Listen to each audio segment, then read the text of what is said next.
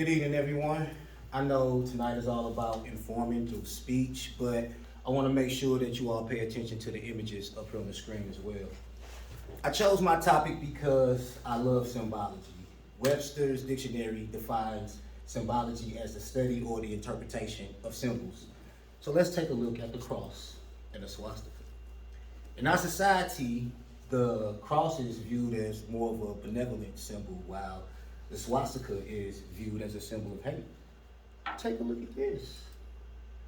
That's the Ku Klux Klan. And look at that. They incorporate crosses in their uniforms and at their rallies. Their rallies used to take place at so-called Negroes' Lodge, where they would burn crosses up as a form of intimidation.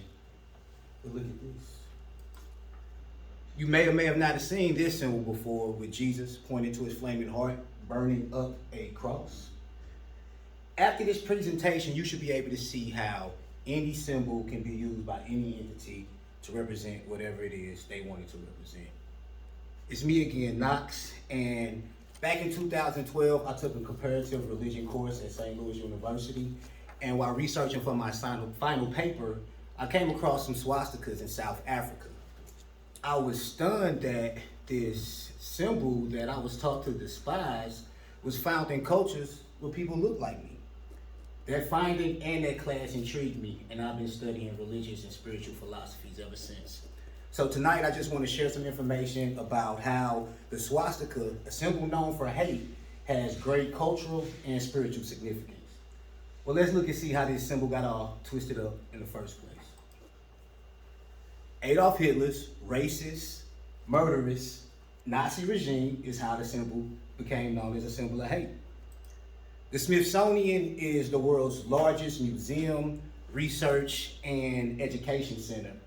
And according to their records, the swastika first made its way to Germany in the 1800s when German archaeologist Heinrich Schliemann went to Turkey and discovered swastikas on ancient artifacts.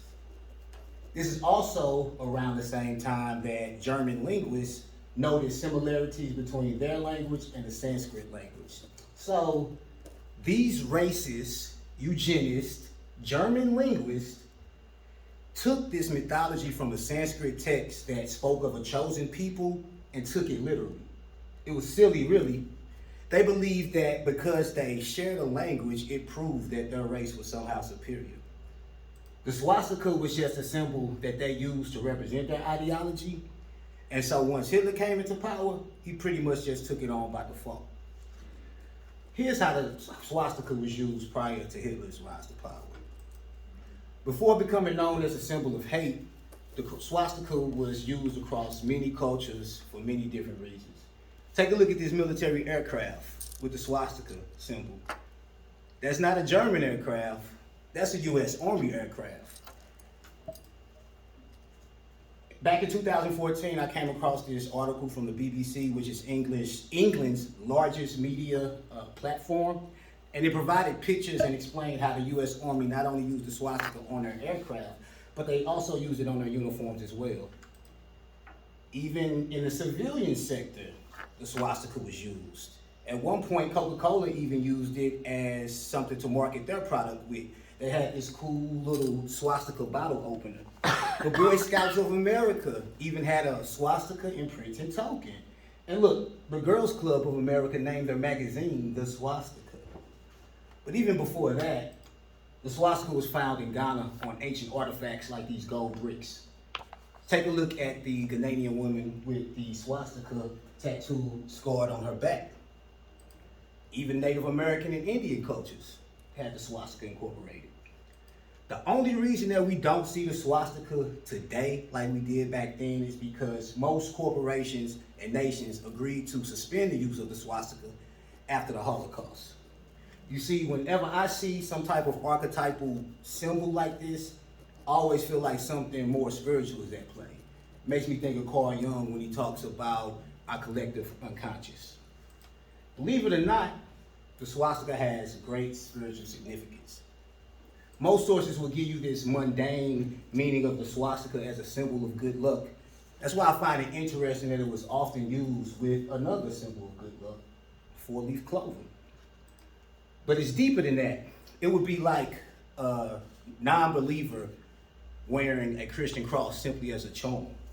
That's why it's even more interesting to me that both the clover and the swastika have 4 points, just like a cross. In his book, The Limits of Faith, Buddhist trained philosopher Dr. Muwata Ashby explains how the cross was used thousands of years before the crucifixion of Jesus. He explains also how it represents in many cultures the unification of spirit and matter. The top portion representing spirit and the bottom portion representing matter. Now check out that third symbol at the last column from the right. You see the swastika is just another cross. I hope I was able to show you that through some of these images, a symbol that's known for hate actually transcends cultures and has spiritual significance. So many people have made to believe something different. This is a part of mind control. If you allow, maybe later this semester when we do our other speech, I can convince you that we've all been under mind control at some point in time.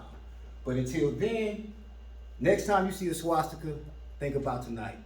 Good night and good luck. Thank you.